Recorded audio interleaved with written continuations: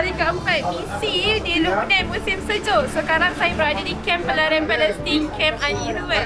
Untuk kali kedua ni kita berada di sini, kita bukan nak bagi baju ataupun bantuan tunai, tapi kita hari ini memfokuskan kepada penyerahan lampin dan juga susu serta ubat-ubatan. Jom.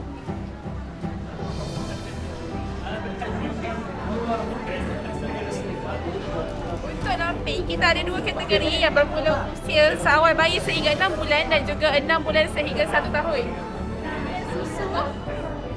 Kemudian susu kita juga ada yang berusia seawal bayi sehingga 6 bulan dan juga 6 bulan sehingga setahun.